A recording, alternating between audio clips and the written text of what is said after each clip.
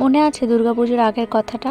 আমি কিন্তু প্রথম আনবক্সিং ভিডিও পুজোর স্টার্টিংয়ে এইটা দিয়েই শুরু করেছিলাম যে আমি মা দুর্গার জন্য অনলাইন থেকে একটা শাড়ি অর্ডার করেছি। এটাই ছিল আমার ফার্স্ট শপিং। এই রেড কালারের শাড়িটা, এই সফট জামদানিটা আমার বিশেষ করে খুব পছন্দ ছিল, তাই আমি অর্ডার করেছিলাম। কিন্তু হয়তো মায়ের ইচ্ছা নেই। জানো তো কী হয়েছে, মা বাড়িতে সমস্ত কিছু গুছিয়ে নিয়ে যাওয়া হয়েছে। তারপর আমরা এই সন্ধেবেলা দিকে বেরিয়েছিলাম, আর যখন ওখানে পৌঁছলাম, মানে মা বাড়ির কাছাকাছি ছিলাম, রিকশায় বসেছিলাম, আর তখন ওই মাকে বললাম মায়ের শাড়িটা নিয়েছো তো?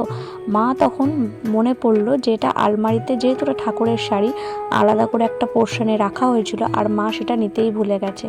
এবার ভাবো, আমরা এই ঘটনাটা হয়েছে সপ্তমীর সন্ধেবেলা।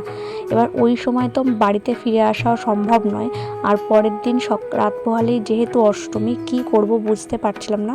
মাকে বললাম ঠিক আছে, যা হয়েছে হয়েছে, হয়তো মায়ের ওটা পছন্দ নয়, অন্য কোনো শাড়ি মা পরবেন, তুমি একটা কাজ করো, মা বাড়িতে গিয়ে মামাকে নিয়ে দোকানে গিয়ে একটা শাড়ি নতুন কিনে নাও।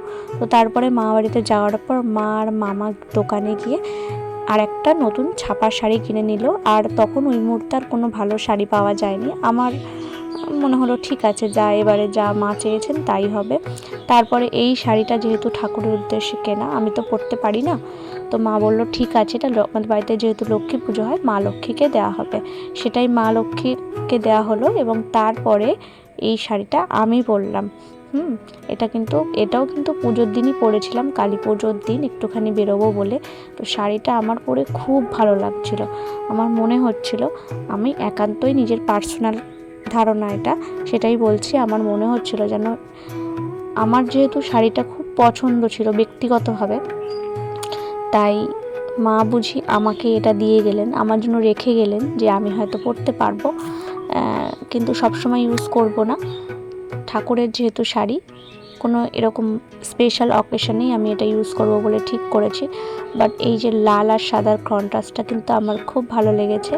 তো দেখো, মোটামুটি আমি রেডি হয়ে গেছি, আর মাকে নিয়ে একটু বেরোবো বলেই রেডি হচ্ছিলাম। বেসিক্যালি প্রথমে প্রিন্ট করে পরেছিলাম, তারপর আমার মনে হলো শাড়িটা ভালো লাগছে না বলে এক প্রিন্ট করে পরলাম। আর যেহেতু আমি কমফোর্টেবল নই শাড়িতে, ভালো করে কিন্তু পিন করে নিয়েছিলাম। আর তারপরে একটা হাই হিলও পরলাম। হিলটাও নতুন অর্ডার করেছি, তোমাদের সঙ্গে আনবক্সিং ভিডিও শেয়ার করা হয়েছে।